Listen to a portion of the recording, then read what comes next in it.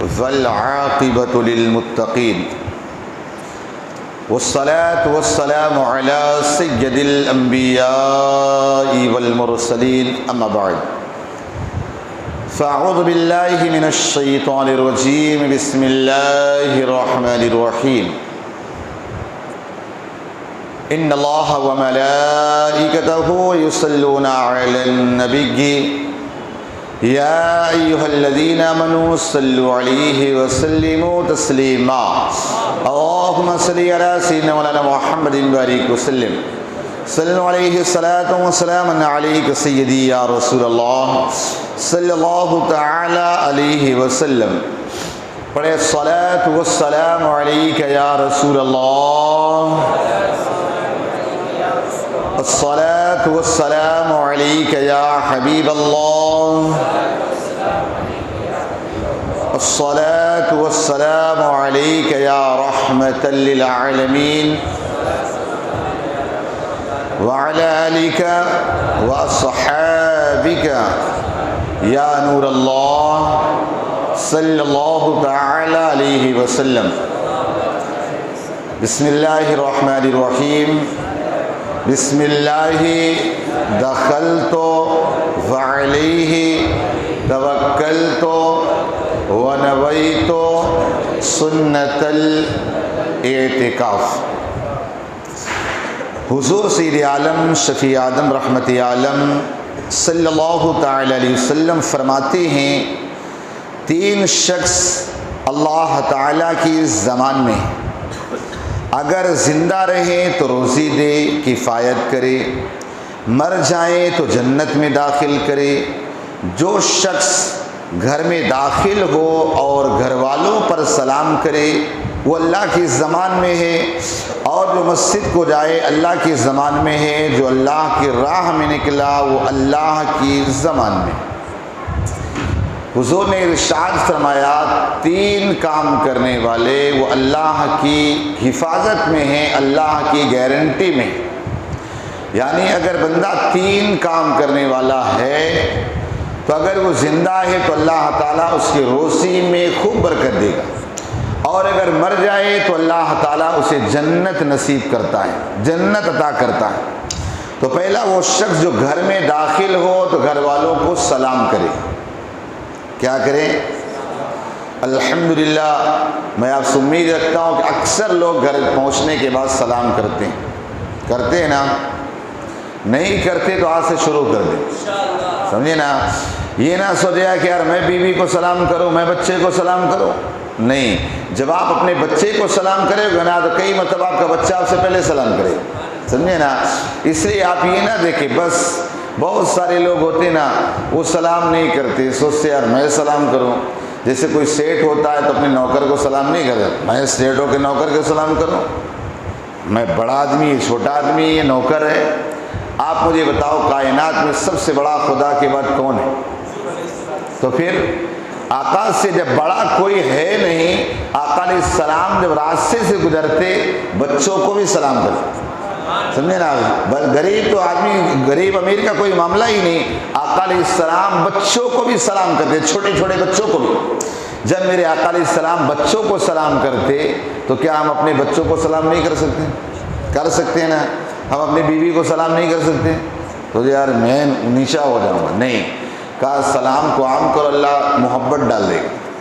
تو پہلا کام کیا کرنا ہے؟ گھر جائیں گے تو کل سے عمل کریں گے نا، آج سے سمجھدار. بہرحال چونکہ نیکیوں میں لیٹ نہیں ہونا چاہیے.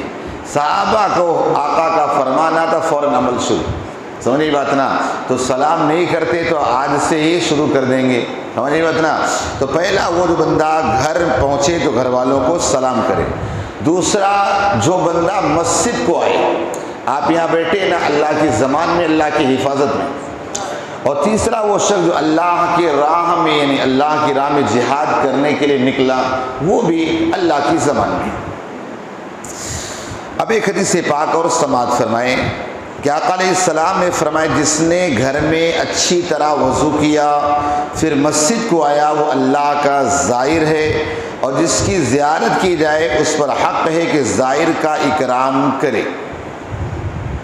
دوسری حدیث پاک جو گھر سے نماز کو جائے، ہاں یعنی حکم یہ ہے کہ آپ اپنے گھر سے، اب دیکھیے مارکیٹ کا علاقہ ہے تو یہاں تو نہیں ہو سکتا ہے، لیکن جس کا گھر ہے کوشش کریں گھر سے وضو کر کے نکلیں.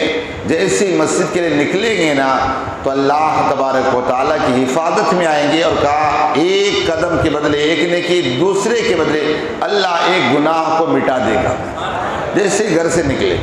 لیکن یہاں نہیں ہو پاتا، یہاں ماوا بھی تھوکنا ہے، یہاں گٹکا بھی کھا کے تھوکنا ہے، یہاں سنڈاس بھی کرنا ہے، سارے کام ہی مسجد میں کرنا، کیونکہ مسجد اس لیے بنائی گئی، عبادت کے لیے تو بنائی نہیں گئی.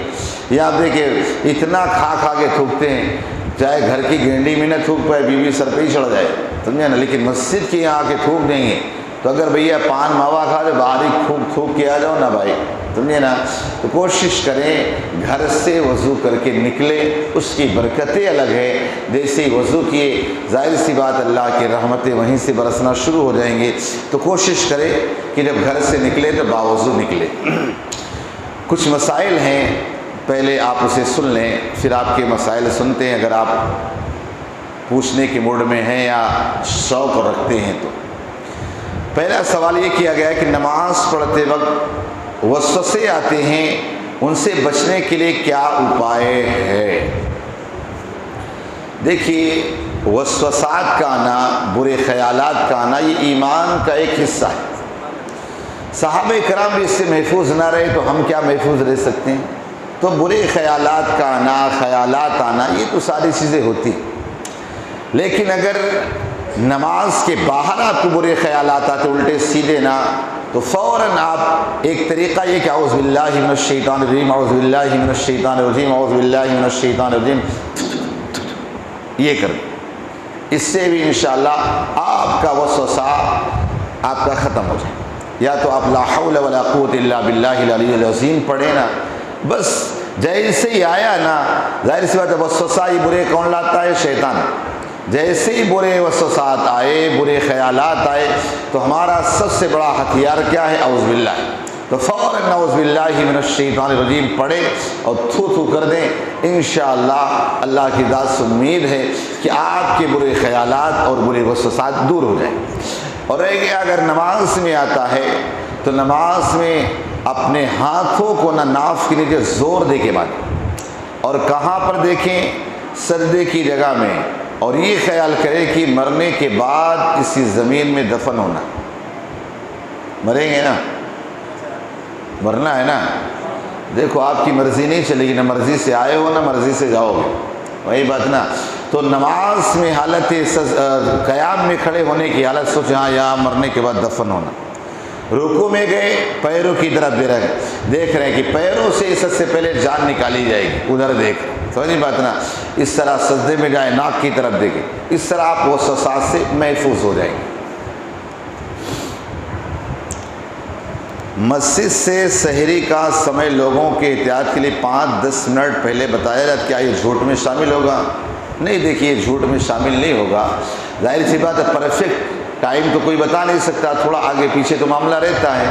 تو مان لو بھی آج 5:22 ہے تو حالانکہ 23:24-25 تک بھی ٹائم ہو سکتا ہے، لیکن احتیاطاً تھوڑا 2-4 منٹ 5 منٹ پہلے ہی لکھ دیا جاتا ہے، تاکہ لوگ کبھی ہوتا نا پانی پیتے پیتے 23 تک لے کے چلے جاتے ہیں. اس لیے تاکہ احتیاط اسی میں ہے کہ تھوڑا پہلے ہی ختم کیا جائے اور افطار تھوڑا بعد میں کیا جائے. تو اس معنی کر کے اس میں کوئی جھوٹ اور غلط نہیں ہوگا، اس صحیح ہے. کوئی شخص ایک شہر میں سحری کرتا ہے اور پھر سفر پر نکل جاتا ہے تو اسے افطاری سحری کرنے والے شہر کے حساب سے کرنی ہوگی یا جس جگہ بھی ہے وہاں کے حساب سے؟ دیکھیے آپ جہاں پر روزہ رکھنا شروع کیے وہاں کے اعتبار سے آپ کھائیں، آپ وہاں کے اعتبار سے کھا لیے. اب جہاں پہنچے وہاں سورج، کیونکہ کہا گیا نا صبح صادق سے لے کر غروب آفتاب تک روزہ رکھنا، بھوکے پیاسے اور جماع سے رکنے کا نام روزہ ہے. تو ظاہر سی بات ہے جیسے ہی وہاں پہنچے سورج ڈوب گیا تو وہاں کا اعتبار نہیں، آپ جہاں پہ ہیں وہیں کے اعتبار سے آپ کو ہی کرنا ہے. لہذا ایسا نہیں مان لو یو پی کے اندر ابھی سحری کا وقت 4:00 کتنے منٹ پہ 38 منٹ پہ ختم ہے یو پی میں. وہاں سے کوئی پلین سے آیا یہاں پہنچ گیا اور آ کر کے یہاں لیٹ میں ہو رہا، تو ایسا نہیں کہ وہ یو پی میں 6:10 پہ کھل رہا ہے، 20 منٹ پہ کھل رہا ہے تو وہاں کے نہیں، یہاں کے ٹائم سے، یعنی جہاں ہے وہاں کے اعتبار سے آپ کا روزہ رکھنا شروع کرنا، سحری کرنا، اور جہاں آپ پہنچ گئے وہاں کے اعتبار سے آپ کو افطار کرنا ہے، اس کا خیال رکھنا، یہ نہیں کہ جہاں رکھے وہاں کا اعتبار نہیں، جہاں ہے افطار کھولا کیا جا رہا ہے تو افطار کریے۔ اگر کسی کے پاس 10 تولہ سونا اور 15 تولہ چاندی ہو تو کیا زکوٰۃ واجب ہوگی؟ ظاہر سی بات ہے 7.5 تولہ سونا ہوتا ہے یا 52.5 تولہ چاندی، تو اس پر زکوٰۃ یا دونوں میں سے ایک کی رقم ہوتی ہے، تب یہاں تو 10 تولہ تونا اس کے 10 تولہ سونا ہے تو اس کے اوپر زکوٰۃ واجب ہے۔ اگر سال گزر گیا ہے، کسی کو بھی مالک نصاب بننے کے بعد اس کا سال کا گزر جانا یہ ضروری ہے، اگر سال نہیں گزرا تو الگ بات ہے، نہیں ہے سال گزر گیا تب اس پر زکوٰۃ واجب ہو جائے گی۔ اگر نابالغ لڑکی کے پاس سونا ہے تو کیا اس پر بھی زکوٰۃ واجب ہوگی؟ نہیں، اس پر زکوٰۃ واجب نہیں ہوگی، چونکہ وہ شریعت کا مکلف نہیں ہے، لہذا اس پر زکوٰۃ واجب نہیں ہوگی نابالغ ہونے کی وجہ سے۔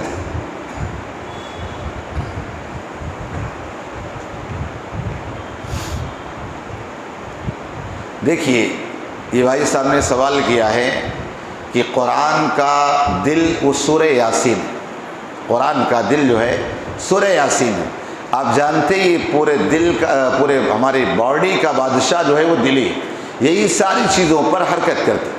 تو اسی طور پر قرآن پاک میں خاص طور سے 3 چیزوں کا ذکر ہے، اللہ کی وحدانیت، حضور کی رسالت اور مرنے کے بعد اٹھائے جانے کے بارے میں۔ اور ظاہر سی بات ہے انسان دنیا میں آیا اگر یہ 3 چیزیں اس کے پاس ہو جائے تو کامیاب ہو گئے، تو کامیابی سب سے بڑی، کہتے ہیں نا جو سب سے اہم ہو وہی چیز دل ہو گئی، وہی اس کا اہم پارٹس ہو گئے۔ تو ہماری زندگی کے سب سے اہم یہ کہ اللہ پر ایمان ہو، رسول اللہ پر ایمان ہو، اور مرنے کے بعد اٹھائے جانے پر یہ چیز مل گئی تو اب سارے اعمال جو آپ کے اچھے ہو جائیں گے۔ لہذا اور بھی اس کی وجہ ہو سکتی ہیں کہ اس کو سورہ یاسین کو قرآن کا دل کہا گیا، کسی موقع پر اور وضاحت سے انشاءاللہ پیش کروں گا۔ جی دیکھیے حقہ پینا اس کو اگر اس لیے پی رہے کہ اس میں کوئی نشے ور چیز نہ ہو یا اس کو عادی نہ بنا ہو، ٹھیک ہے، یا اس حد تک اس کے اندر تمباکو وغیرہ نہ ہو کہ اس کے پیر لڑکھڑانے لگے، ورنہ تو ظاہر سی بات ہے ناجائز ہے۔ ہاں ہاضمے کے لیے پی رہا ہے بطور عادت نہیں، بس ایک ہاضمے کے لیے ایک اس طور پر، تو اس میں کوئی قرات نہیں، بہت مکروہ کہہ سکتے ہیں، باقی کوئی ایسی اس کے اندر خرابی نہیں۔ یہ تو سب ٹائم پاس کرنا، یہ سب وقت کو ضائع کرنا، یہ ساری چیزیں ہوتی ہیں، وہ گپ شپ، یہ ساری چیزیں جو ہوتی ہیں نا، اس لیے اس اعتبار سے درست نہیں ہے، اس سے بچنا چاہیے۔ اس میں وقت ضائع ہوتا ہے، خواہ مخواہ بیٹھ کر کے اس کی چغلی غیبت یہ وہ ساری چیزیں کی جاتی، اسی میں ہمارا ٹائم چلا جاتا ہے۔ لہذا ایسی محفلوں سے ہمیں بچنا چاہیے، ایسی محفلوں میں جائیں جہاں اللہ اور اس کا رسول راضی ہو۔ لہذا فی نفسی حقہ اگر پینا ہے کسی ضرورت کے تحت جس کے اندر ایسا نشہ نہ ہو جو آپ کی عقل کو معاف کر دے، تو اس کے لیے بہت سے وقت مکروہ کا حکم ہو سکتا ہے، اس کے علاوہ کوئی حکم لگایا نہیں جا سکتا۔ دیکھیے بہت ساری جو چیزیں ہوتی ہیں اس کا اثر ہمارے دل پر ہوتا ہے، جیسے بزرگوں نے فرمایا نا کہ سارے کپڑوں میں سب سے اگر کوئی سید ہے، کپڑوں کا سردار ہے، تو سفید لباس۔ کیوں؟ اس لیے کہ سفید اگر لباس آپ پہنو گے تو سفید ہے تو اس کا اثر آپ کے دل پر ہو، آپ کا دل بھی سفید ہو جائے گا۔ اور سفید کپڑے پہننے کی بہت ساری برکتیں ہیں کہ اگر دھوپ کی شعاعیں پہنچے نا تو اس کا اثر آپ کے جسم پر افیکٹ نہیں کرتا۔ اگر آپ کلر والے کپڑے پہنو گے نا تو اس کا سورج کی شعاعیں جو کرنیں جو ہیں نا آپ کے جسم پر افیکٹ کریں گے، لیکن اگر وائٹ کپڑا پہنیں گے تو آپ کے جسم پر اس کو افیکٹ نہیں کرے۔ دوسرا یہ کہ بزرگوں کی اور آقا علیہ السلام کی سنت بھی سفید کپڑا پہننا۔ تیسرا یہ کہ کپڑا سفید پہننا اس کا اثر دل پر ہوتا ہے، لیکن جب آج ہم رنگین کلر کے کپڑے پہننے لگے تو ہمارے دل بھی کلر والا ہو گیا، ہے کہ نہیں؟ دیکھو سب کلر کے، میں بھی کلر والا پہنا ہوں، ہے کہ نہیں؟ تو ہمارے دل بھی رنگین ہی ہو گئے، یہ کھانا وہ پینا، یہاں گھومنا وہاں گھومنا، دل سادہ کہاں رہ گیا۔ تو کپڑا ہو یا کوئی بھی چیز ہو نا، خاص طور سے کالا اور لال تو قطعاً نہیں پہننا چاہیے۔ کالا تو یاد رکھیں، یہ بھلے اجازت شریعت نے دی اس میں، خاص طور سے محرم کے علاوہ تو آپ پہن سکتے کالا کپڑا، لیکن پہننا مناسب نہیں، سمجھے نا، بچے اس سے، کوئی ناجائز گناہ کا فتویٰ نہیں لگا سکتا۔ ہاں محرم کے ٹائم میں پہنو گے تو بہت سے شیعہ آپ کو لوگ سمجھیں گے، باقی اس سے زیادہ نہیں ہے، لیکن کالا کپڑا، کالی چپل، کالی چیزیں، اس سے آپ پرہیز کریں۔ ویسے بھی ہمارا دل اتنا کالا اور کالا ہوتا ہی چلا جائے گا، اس لیے ان ساری چیزوں سے بچنا چاہیے۔ کالا کپڑا، کالا لباس، کالی چپل، کالا جوتا، کالی، سمجھے نا، کالے سے بچنا۔ کال اور لالا، لال والا تو ڈینجرس کی نشانی ہے، سمجھے نا، تو ایسا نہ ہو کہ لال آپ پہنے اور کوئی کچھ اور سمجھنے لگ جائے، لہذا اس سے آپ کو بچنا چاہیے۔ دیکھیے الٹا سونا، پیٹ کے بل سونا، تو ظاہر سی بات اس پر اللہ کی لعنتیں برستی، سمجھے بات، شیطان خوش ہوتا ہے، شیطان خوش ہوتا ہے، لہذا پیٹ کے بل تو نہیں سونا چاہیے۔ اور رہ گیا پیر پر پیر ڈال کر کے سونا، تو اس سے دو نقصان ہے۔ ایک تو یہ کہ ایک تکبر کی نشانی ہے، گھمنڈ کی نشانی، دوسرا یہ کہ اس سے بے ستری ہوتی ہے، یعنی ایک جو حیا والا معاملہ ہوتا وہ نہیں رہ جاتا ہے، لہذا اس وجہ سے پیروں پہ پیر ڈال کر کے آپ نہ بیٹھیں، یہ تکبر کی بھی نشانی ہے، اور اس کے علاوہ یہ بے ستری بھی ہوتی ہے۔ آج بے ستری کی بات کیا رہے گی، تو نہیں بات نا، آج تو لوگ اتنی چھوٹی ٹی شرٹ پہن کے آتے، اتنی چھوٹی شرٹ نا، پیچھے نمازی ہو اس کو بھی پتہ نہیں کیا کیا نظر آنے لگتا، تو نہیں بات نا۔ اس کے علاوہ ایسی فٹنگ والی جینس وغیرہ نکل گئی ہیں کہ پہن کے سلاتے ہیں یا سلا کے پہنتے وہ پتہ نہیں چلتا ہے، تو نہیں بات نا، تو اس سے بھی سب بے ستری آئی۔ اور مذہب اسلام وہ ہے کہ آپ دیکھیں جو لباس دیا پہنو، کوئی سطر کا پتہ ہی نہیں چلے، کوئی یہی نہیں، لیکن پتہ نہیں کیا کیا سمجھ میں آتا ہے، حیلولہ قیلولہ، پتہ نہیں کیا کیا نظر آتا ہے، ایسی ایسی چیزیں پہنے ہوتے ہیں، لہذا ایسے لباس سے بچنا چاہیے۔ دیکھیے ہاف ٹی شرٹ پہن کر کے نماز پڑھنا اس وقت مکروہ تنزیہ ہے کہ تمہارے پاس دوسرا لباس ہے، تب بھی آپ اس کو پہنیں، اور اگر آپ غریب ہیں، آپ کے پاس کپڑے نہیں ہیں، وہی ہے تو آپ پہنیں گے ہاف ٹی شرٹ بھی، تو آپ کی نماز میں کوئی کراہت نہیں۔ ویسے میں سمجھتا ہوں کہ اس دور کے اندر تو ایسا تو نہیں ہے کہ آدمی کے پاس ایک ہی ٹی شرٹ ہو، آج سارے کباڑ بھرے پڑے ہیں، بیوی بھی سنبھالتے سنبھالتے پریشان ہو جاتی، نوکریاں نہیں بھی پریشان ہے، کتنے کپڑے، چونکہ ہر ایک فنکشن میں دو چار جوڑی تو ہم سلائی لیتے ہیں، یہ پیٹھی کا، یہ مہندی کا، یہ فلانے کا، ڈھیماکے کا، تو آج ایسا معاملہ تو ہے نہیں کہ ہاف ٹی شرٹ اس لیے ہم پہنے، ہماری مجبوری ہے، مجبوری نہیں، شوق ہے، تو اگر آپ پہن رہے ہیں تو اس صورت میں نماز مکروہ تنزیہ ہوگی۔ کوشش کریں نماز کے وقت کا لباس ہی الگ رہے، بھلے آپ باہر ہاف ٹی شرٹ پہنیں، آپ ڈگی میں رکھ لو، گاڑی میں رکھ لو، مسجد کے اندر آئے پورا فل شرٹ پہن لیے چلے آئے، نماز پڑھے اتار کے رکھ دو، چلو، یہ طریقہ ہو سکتا ہے۔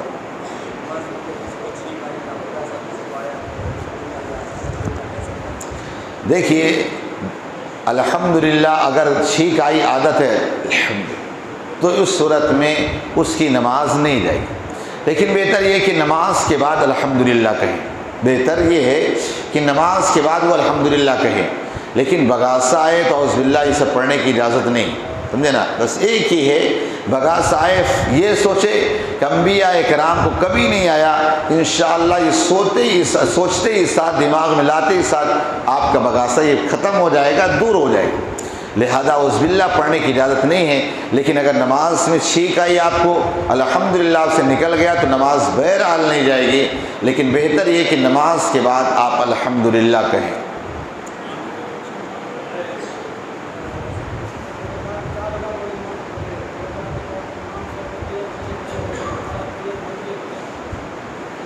دیکھیے پہلی بات تو یہ ہے کہ اگر 4 رکعت والی نماز ہے یا 3 رکعت والی نماز، پہلی اتحیات امام صاحب نے مطلب پڑھ لی جلدی اور فوراً کھڑے ہو گئے، تو مقتدی کو یہ چاہیے کہ جلدی کر کے اس کو ختم کرے، اور امام صاحب کو پہلی بات خیال یہ رکھنا چاہیے کہ میرے مقتدی بھی اتحیات پڑھ لیں، ایسا نہ ہو کہ جھڑپ سے پڑھ لی اور کھڑے ہو گئے بیچارے مقتدی رہ جائیں، نہیں. تو آپ کو بھی ظاہر سی بات التحیات جلدی جلدی مکمل کر کے کھڑا ہونا ہے، مکمل کر کے کھڑا ہونا ہے. سمجھی بات نا؟ یہ نہ ہو کہ اتنی دیر کر دو کہ پھر رکوع میں ہی چلا جائے. لہذا جلدی جلدی امام بھی خیال رکھے اور اپنے آپ کو بھی آپ اس خیال میں رکھیں کہ میں تھوڑا جلدی پڑھوں.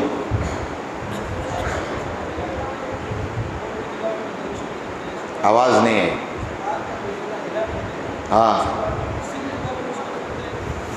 اصل میں دیکھیے ہیلا کا جو مسئلہ ہے، کیا کرے اللہ ہی رحم کرے. آج کے ہیلا ہے کہ کیا ہے.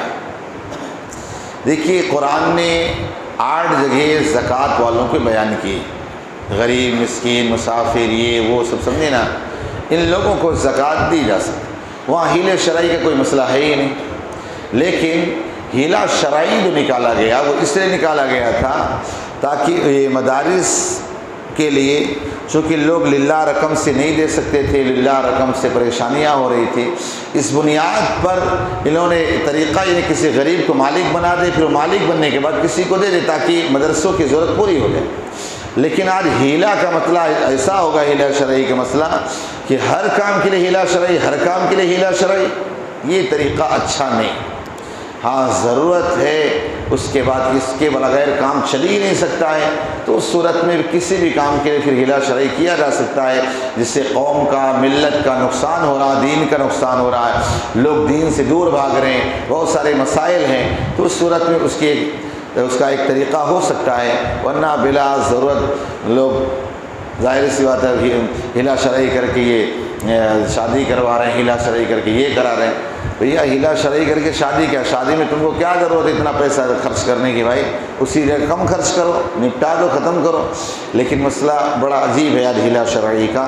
ہر کام کے لیے نہیں، جو واقعی جس سے دین و ملت کا نقصان ہو اس کی اجازت دی جا سکتی.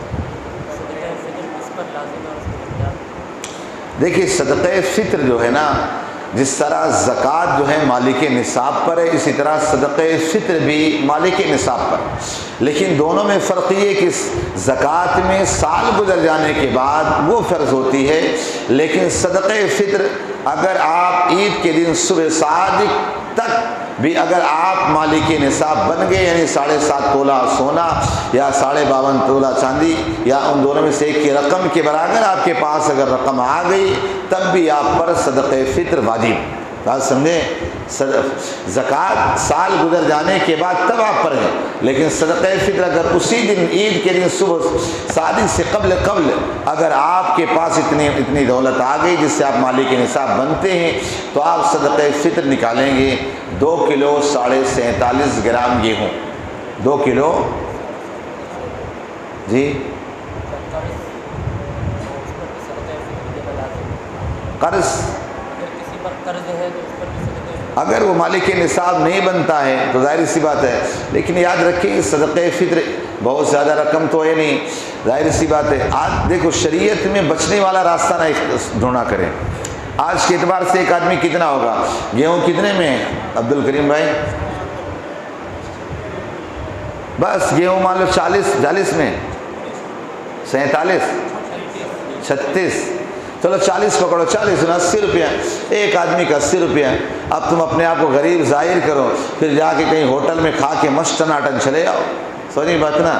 تو ہوتا ہے کچھ لوگوں کا ایسا مسئلہ، دین کی بات ہوتی ہے نا تو بیچارے غریب بن جاتے ہیں، اور جب دوسری جگہ ہوتی ہے تھا 1-2 بندے ایسے تھے نا، وہاں مدرسے میں فیس وغیرہ بھی میں نہیں لیتا کچھ بیچارے غریب، لیکن پتہ چلو کشمیر گھوم رہے ہیں، یہاں گھوم رہے ہیں، وہاں یہ تو یہاں 150 روپیہ فیس نہیں نکلتی ہے، کشمیر جانے کا پیسہ نکل جاتا.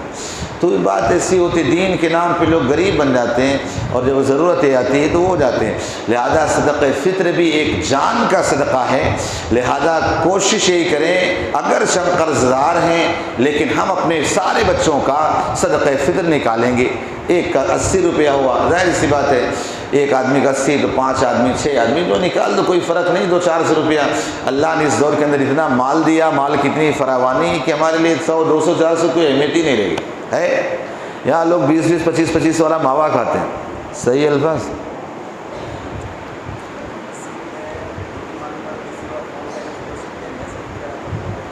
دیکھیے مسجد جو ہے عبادت کے لیے بنائی گئی ہے، آپ کے بزنس کے لیے نہیں بنائی گئی، آپ کے بات کرنے کے لیے نہیں بنائی گئی. سمجھے بات نا. اگر ایسی کوئی دین کی ضرورت ہے تو موبائل کا استعمال کر سکتے ہیں، بلا ضرورت مسجد کے اندر دنیاوی بات کرنا یہ گناہ ہے، اس سے آپ کی عبادتیں ختم کر دی جاتی ہیں۔ لہذا مسجد عبادت کے لیے، آپ کے بزنس اور دھندے کے لیے نہیں۔ تو نہیں بات نا، کچھ لوگ ہوتے عطر لگا کے اگر عطر کا بزنس کرنے لگے تو بھائی یہ تھوڑی مسجد عبادت کے لیے، عبادت کریے بھائی، ہے کہ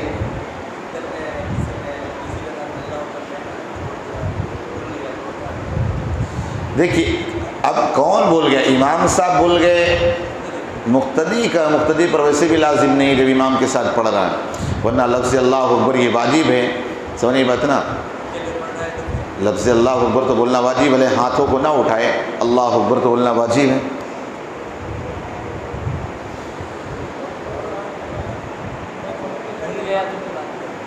تو سجدہ سہو کر لے، ہاں ہاں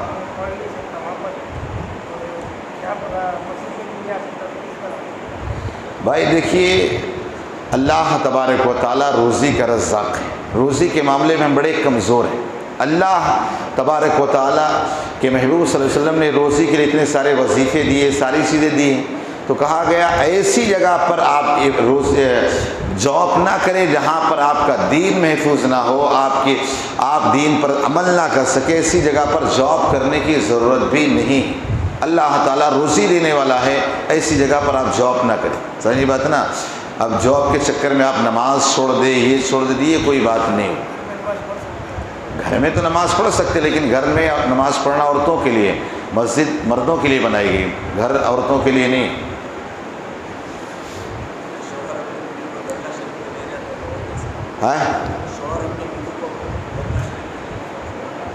دیکھیے صرف آقا علیہ الصلاۃ والتسلیم کے روزے کے علاوہ کہیں بھی عورتوں کو جانا یہ درست نہیں۔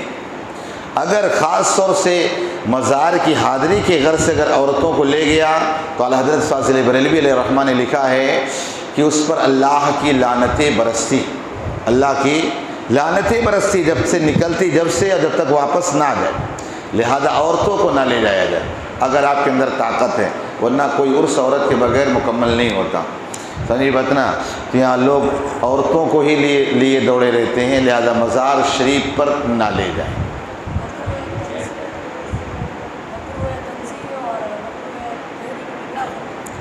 دیکھیے مکروہ تحریمی جو ہے نا، یہ کیا بولتے ہیں، حرام کے قریب ہے۔ کیا ہے؟ حرام کے قریب ہے۔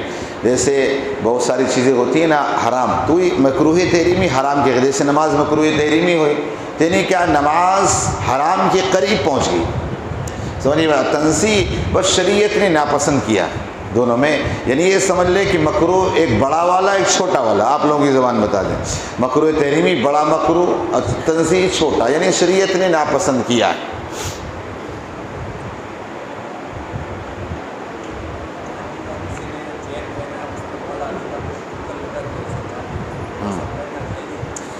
دیکھیے آج اس دور کے اندر شیعت کا دیکھو میں کچھ باتیں سخت بولتا ہوں، لوگوں کو بہت کڑوی لگتی ہے۔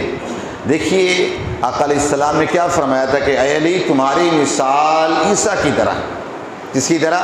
عیسیٰ علیہ السلام کی طرح، چونکہ عیسیٰ علیہ الصلاۃ والتسلیم کی محبت میں ایک گروہ ایسا آیا کہ عیسیٰ علیہ السلام کو معاذ اللہ کا بیٹا کہہ دیا، اور ایک اتنی نفرتیں کیا کہ عیسیٰ علیہ السلام کو اللہ کا بندہ بھی نہ مانا، اللہ کا نبی بھی نہ مانا، تو دونوں جو ہے نا وہ گمراہ ہو۔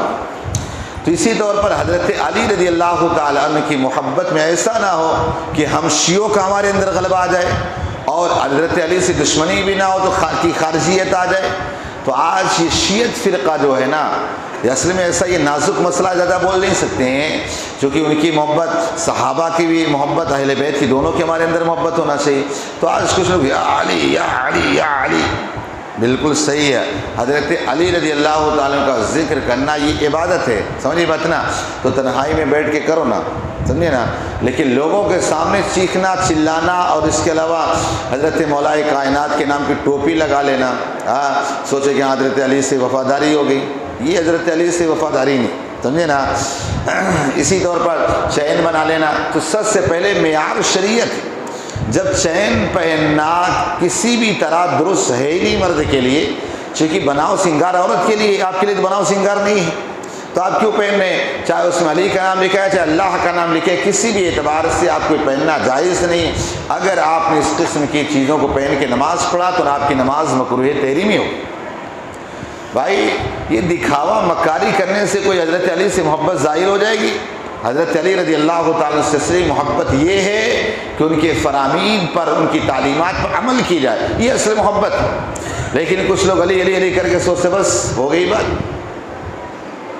یہ جو ہمارے ندیم بھائی علی علی والی ٹوپی پہنے ہیں، اس کے اندر 4 کونے، یہ 4 ترقی ٹوپی، سمجھی بات نا؟ 4 ترقی کا مطلب سمجھتے ہو؟ 4 چیزوں کو چھوڑ دیا مطلب انہوں نے، خواہشات نہیں، سمجھے نا، کھانے کی کوئی خواہش نہیں، پینے کی کوئی خواہش نہیں، سمجھے نا، نفس کی کوئی، یہ ساری چیزوں کو چھوڑنے کے بعد یہ 4 ترقی ہوتی، 4 شرطیں ہوتی۔ لیکن آج لوگ 4 کونے والی ٹوپی پہن کر کے مرغی کی ٹانگ اتنی بڑی بڑی چبا رہے ہوتے ہیں، سمجھے نا، یہ ہوتا۔ وہ ٹوپی کا مطلب جانتے ہی نہیں کہ 4 ترقی ہے کیا، خواہشات کا ترک کرنا، یہ کیا کیا ترک کرنے کے بعد یہ ٹوپی۔ پہلے جو ہوتے تھے نا اولیاء اللہ، اگر کسی کو اپنا خلیفہ بناتے تھے نا تب یہ ٹوپی پہناتے تھے۔ آج اس دور کے اندر، آج اصل میں ہر چیز میں بزنس آ گیا۔ یہ ان کا پرابلم نہیں کہ پہلے آپ ان کی طرف دیکھ رہے ہیں، نہیں، پتہ چلا کل سے بیچارہ درس سے ہی میں نا یار میرے کو حضرت نے شرمندہ کر دیا، یہ ان کا پرابلم نہیں، یہ جو ہے نا آج بزنس پالیسی ہوگی، تو یہ بات نا، جیسے بزنس کے اندر مسلح ہے، مسلح میں آپ دیکھیں خانہ کعبہ بنا دیا، مکہ مدینہ بنا دیا، یہ بنا دیا، وہ بنا دیا، اللہ کا نام، یہ سب سراسر غلط ہے، یہ بے ادبی ہے۔ آپ سیدھا سمپل کپڑا بنائیں، لیکن کچھ لوگ محبت میں آ کر آپ دیکھیں فوٹو دیکھو، ہاں اس میں خانہ کعبہ بنا تھا، لے لو، سمجھے نا، تو ایک بزنس پالیسی ہے، یہ شریعت میں سراسر غلط ہے کہ آپ یہاں پر، ورنہ پھر پتہ چلا مسلح میں بنا آپ کا پیر پڑ رہا، یہ پڑ رہا، تو یہ کیا طریقہ ہوا؟ بے ادبی نہیں ہوئی، یہ طریقہ نہیں۔ حضرت علی رضی اللہ تعالیٰ کے نام کی ٹوپی لے بعد میں جا کے سر پھینک دیے، گھا کر دیے، یہ کر دیے، وہ تو بزنس کے لیے بنایا تھا، یہیں سے محبت ظاہر ہو کے جو حضرت علی کا نام لو۔ کچھ لوگ ایسے ہی علی، بالکل صحیح، حضرت علی کا ذکر کرنا بالکل عبادت ہے، کرنا صحیح، لیکن میں پوچھوں تنہائی میں کتنا آرام سے کرتا تیرا دل، اکیلے میں ہو تب کتنا کرتا ہے؟ تو بہرحال ایسا نہ ہو کہ آپ علی علی کی محبت میں آ کر کے شیعت کی طرف غالب ہو جائیں، ان کے چکر میں ان کے معاملات میں پڑ جائیں۔ پہلے دیکھنا کہ شریعت کا دائرہ کیا ہے۔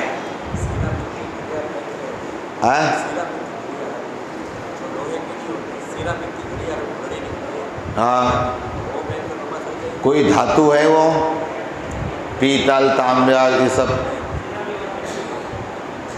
چاندی،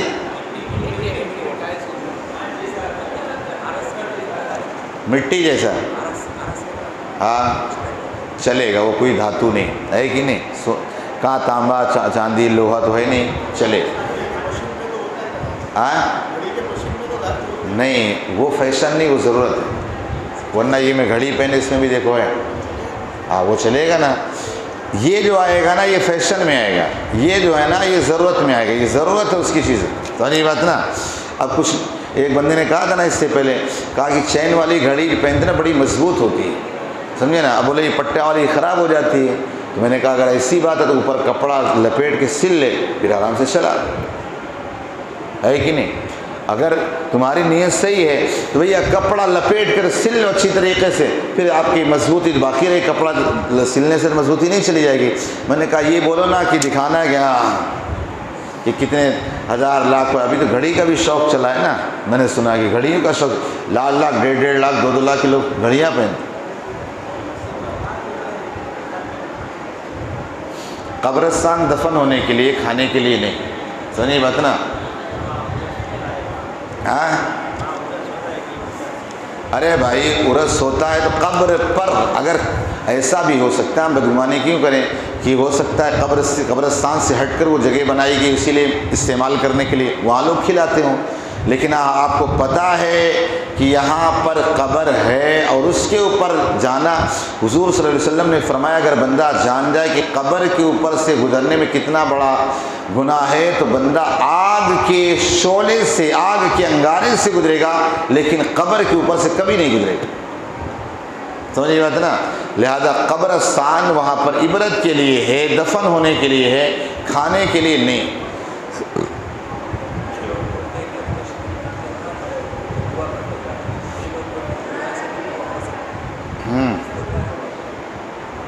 صحیح بات ہے کہ اجمیر شریف جانے کی ضرورت کیا ہے؟ تو اس سے پوچھو کہ تو کیا بولتے ہیں یہاں سے شالیمار میں ہوٹل میں کھانے کے لیے شیہور جاتا، گھر پہ بھی تو کھا سکتا ہے، یہاں بھی تو بہت سارے ہوٹل ہیں، سمجھے نا، لیکن پتہ چلا کہ وہاں اچھی کوالٹی کے بنتا ہے تو وہاں جاتا ہے کہ نہیں؟ تو غریب نواز رضی اللہ تعالیٰ عنہ وہاں یہاں سے بھی سنتے ہیں وہاں بھی سنتے ہیں، لیکن جب بندہ وہاں در پہ جائے نا تو اس کی بات ہی الگ ہوتی، سمجھ نہیں بات نا، کسی اللہ والے کی چوکھٹ پہ جائے، یہاں تو اگر یہاں سے دعا کرے گا نا تیرے اوپر رحمت نہیں برسے گی، لیکن اللہ والے جہاں آرام کرتے ہیں وہاں اللہ کی رحمتیں ہر وقت جھما جھم برستی ہے، جب رحمت کے سائے میں دعا کریں گے تو یہاں سے جلدی وہاں دعا قبول ہو جائے گی، سمجھے نا، لہذا وہاں جانے آپ مجھے بتائیے اگر ایسا ہی ہو تو حضرت غریب نواز رضی اللہ تعالیٰ جب آئے تھے ہندوستان تو آپ کو وہاں پر جانے کی ضرورت کیوں کیا تھی؟ بابا فرید گنج شکر علی رحمہ کے مزار پہ جانے کی کیا ضرورت تھی؟ میں بیٹھنے کی کیا ضرورت تھی؟ وہ تو غریب نواز سے کہیں سے بھی دعا کر لے سکتے تھے، لیکن بتا رہے تھے کہ اللہ والوں کے قدموں میں جاؤ گے وہاں دعا کرو گے تو اس کی برکتیں اور دعائیں جلد قبول ہوں، سمجھے بات نا، لہذا وہاں کا معاملہ ایک الگ ہے۔ قبر پر اذان دینا مطلب دفن کرنے کے بعد کہ ابھی دفن کرنے کے بعد قبر پر اذان دینا، اسی لیے ہم اعلیٰ حضرت کو مانتے ہیں، سمجھے نا، آج لوگ اعلیٰ حضرت سے جس کو علم نہیں ہے وہ اعلیٰ حضرت سے جلتے ہیں، اعلیٰ حضرت نے سب پر ضربیں لگائی، سب کو بتا دیا، اعلیٰ فتاوی رسیہ اٹھا کر کے دیکھیں کہ اعلیٰ حضرت رضی اللہ تعالیٰ سے جب ایک یہی سوال کیا گیا، سمجھے نا، کہ کیا قبر پر اذان دینا درست ہے، اعلیٰ حضرت رضی اللہ عنہ پورا ایک میگزین پورا رسالہ ہی چھاپ دیا، اس میں 11 حدیث پاک کوڈ کیا اور بتایا قبر پر اذان دینا بالکل جائز اور مستحسن ہے، سمجھے نا، جیسے ایک یہ دلیل دیا کہ آپ نے 11 دلیلیں دی، ایک یہ دلیل دیا اعلیٰ حضرت رضی اللہ تعالیٰ عنہ نے کہا کہ دیکھو جب اذان ہوتی ہے نا تو شیطان وہاں سے کوسوں میل بھاگتا ہے نا، یہ کتے جو بھونکتے رہتے کیا مطلب، یہ دیکھتے شیطان بھاگ رہے نا تو کتے بھونکنا شروع کرتے ہیں، ہم کو تو دکھتا ہی نہیں، کتوں کو دکھتا ہے جانا تو بھونکتے ہیں، تو پتہ چلا جب اذان ہو تو شیطان کوسوں میل دور بھاگ جاتا ہے، تو ظاہر سی بات، اور یہ بھی حدیث پاک میں جب قبر میں مردے کو دفنا دیا جائے تو وہاں شیطان جاتا ہے، فرشتے کہتے من ربک کا، تو شیطان کہتا، سمجھے نا، تو ظاہر سی بات ہے جب جیسے وہاں ہم ہٹے فرشتے آئے سوال و جواب کے لیے تو وہاں پر جیسے ہم اذان شروع کر دیں گے تو شیطان کوسوں میل دور بھاگ جائے گا اور ہمارا مردہ ان فرشتوں کے سوال کا جواب آسانی سے دے لے گا۔ ایک دیوبندی نے کہا تھا کہ حضرت وہ آپ کی قبروں میں شیطان آتا، ہماری قبر میں شیطان نہیں آتا، میں نے کہا صحیح بات ہے، بولے وہ کیسے؟ میں نے کہا وہ اس طور پر کہ آقا علیہ السلام نے فرمایا کہ ایمان والے کی قبر میں شیطان آتا، سمجھے نا، میں نے کہا صحیح بات ہے، اب ظاہر سی بات ہے تیرے پاس اگر ایمان ہوتا تو تیری قبر میں آتا، تو ہم تو ایمان والے تو ہماری قبر میں شیطان آتا ہے، اب تو اپنا حساب لگا لے، اپنا اندازہ لگا لے کہ تو کیا ہے، تو اس طرح کر کے اعلیٰ حضرت رضی اللہ تعالیٰ 11 دلیلیں پیش کی۔ جیسے آپ دیکھیں ایک دلیل اور پیش کر دوں کہ جیسے کہیں پر آگ لگ جائے اور اگر اسے آپ بجھانے کی طاقت نہ رکھیں تو آقا علیہ السلام نے فرمایا اذان دینا شروع کر دو، اذان کی برکت سے اللہ اس آگ کو ٹھنڈا کر دے۔ پوائنٹ کیا ہے؟ اگر آگ کو بجھانے کی طاقت نہیں رکھتے ہو کیا کرنا ہے؟ اذان دینا، اس سے آگ ٹھنڈی ہو جائے گی۔ تب قبر میں کس چیز کا عذاب ہوگا؟ آگ کا عذاب ہوگا۔ تو قبر میں اگر آگ کا عذاب ہو رہا ہے تو آپ بجھانے کی طاقت رکھتے ہو؟ نہیں، تو کیا کرنا ہے؟ اس اذان کو دیں گے، اگر عذاب وہاں پر آگ کا عذاب شروع بھی ہو تو اس اذان کی برکت سے اللہ سے امید ہے کہ یقیناً ہماری آگ کو اس کو ٹھنڈا کر دے۔ تو قبر پر اذان دینا جائز ہے نا۔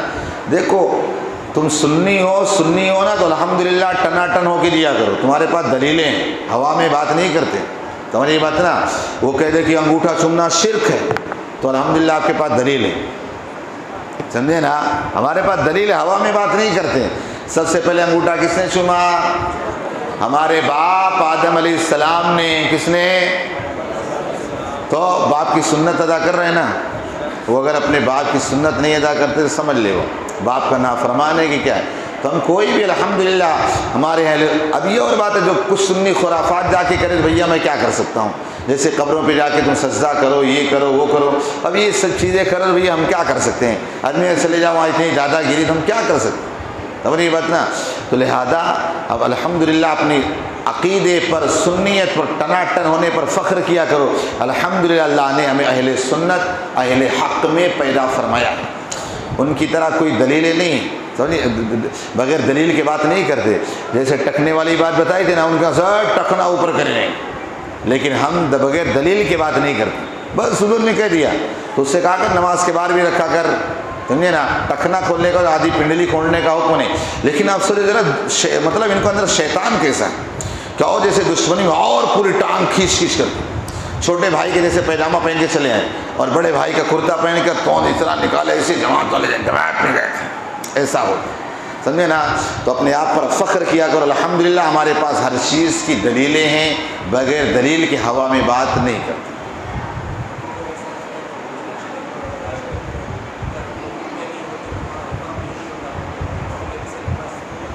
ہاں یار یہ بات تو صحیح ہے، یہ بات تو سوچنے والی ہے. تو اس بات کو بہت سارے لوگ سمجھ جاتے ہیں. انہوں نے یہ کہا کہ اگر وہ لوگ حق پر نہ ہوتے تو مکے مدینے میں ان لوگوں کی حکومت کیسے ہوتی، وہ ساری چیزیں کیسے ہوتی.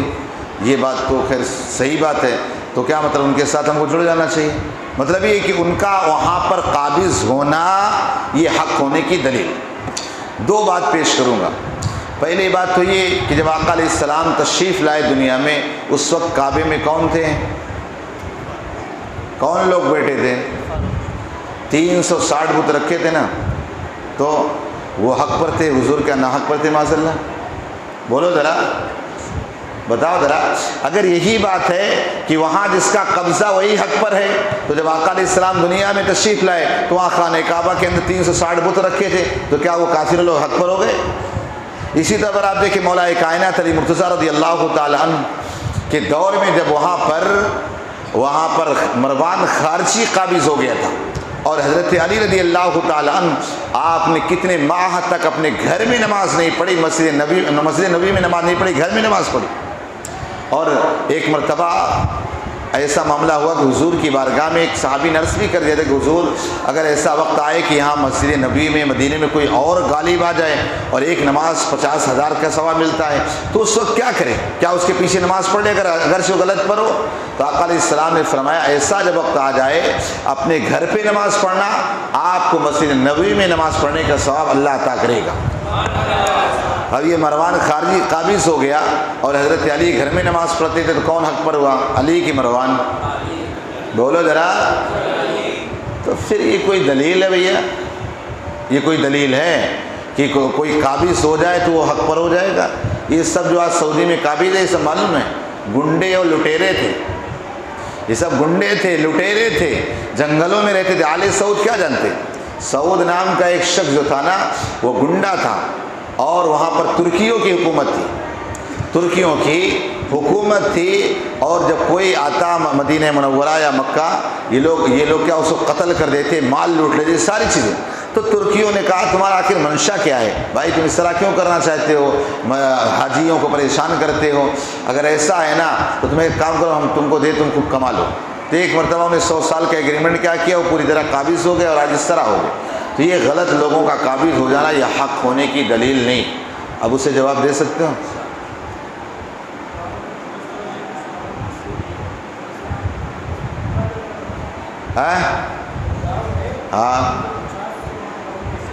ہاں اب وہ دیکھنا پڑے گا بھائی، قبرستان کے لیے وقف کیا گیا تھا، کس لیے وقف کیا تھا، اس کے وقف کے معاملات کو دیکھنا پڑے نا. بھلے پرانا ہو لیکن ایسا ہو سکتا کہ وقف کی جگہ اگر ہے، کسی نے قبرستان کے لیے وقف کیا ہے تو ظاہر سی بات ہے قبرستان کو وقف کیا تو قبرستان کے لیے آپ مسجد کے لیے کیسے وقف کر سکتے ہیں؟ تو یہ وقف جس نے کیا اس کے معاملات کو دیکھنا پڑے. مسجد بھی چونکہ اللہ کی امان میں چلی جاتی ہے تو لہذا اس طور پر درست نہیں، پہلے اس کی ساری صورتوں کو جاننا پڑے کہ وقف کرنے والے کس لیے وقف کیا ہے، تب جا کے کچھ ہو سکتا ہے. اس طور پر اندھیرے میں کیسے بتا سکتے؟ بس کرے، وقت ہو چکا ہے. اللہم صلی علی سیدنا مولانا محمد بارک وسلم صلی علیہ الصلاۃ